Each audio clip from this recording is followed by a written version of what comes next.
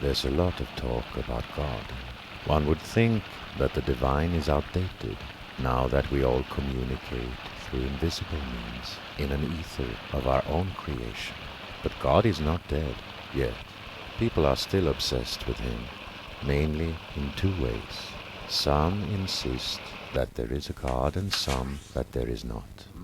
But there's just one God discussed, the one in the Bible. And the Bible is used both to prove his existence and to deny it. That's kind of boring. There are so many gods in the minds of the people on earth. What is a god? A lot of it has to do with time. Gods lived before humans did, and gods don't die while humans do. Can there be such beings? Of course there can. We haven't met any of them, as far as we know, but there's no way of saying there can't be any. In biology, death is a greater mystery than life. The fact that we all have a limited lifespan is yet to be explained.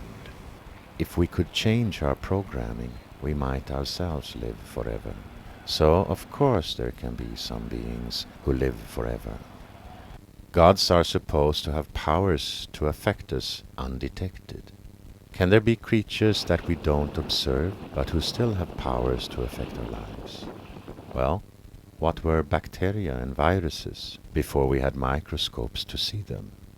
So, of course, there can be creatures that we have not yet discovered, but who still affect us according to their will.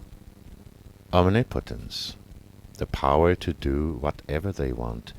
Can there be creatures like that? Actually, few gods are credited with omnipotence. Even gods who are said to have created the world are usually not omnipotent. Only the gods of monotheism are described as truly omnipotent. Yahweh of the Bible and Allah of the Quran. That's really one and the same God, at least according to the Quran. So, can there be an omnipotent being somewhere? The question is endless. To prove omnipotence, you have to go through all of it, which will take forever. It is possible for some creature to affect everything in the world, as long as the laws of nature are followed. Mankind is getting there by splitting the atom, sending rockets to the moon, changing the climate of our planet, and so on. But what about changing things against the laws of nature? You would have to be able to rewrite those laws in order to break them. Only a being who is unbound by the laws of nature can alter them. Someone unbound by the laws of nature must exist outside of where those laws apply, that is, outside the universe. If there is such a being outside our universe capable to change its laws, then this being had the power to create it. Can there be a creator of the universe?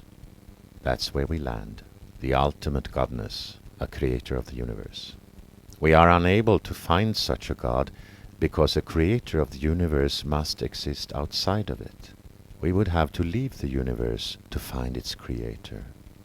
So, if we do find a God in our universe, that is surely not its creator. Was there a creator of our universe? We would have to step out of it to know. I tell you this though, the present theory about the birth of the universe, with a big bang out of nothingness, the whole cosmos bursting out from a compressed form, so small you could not see it with a microscope.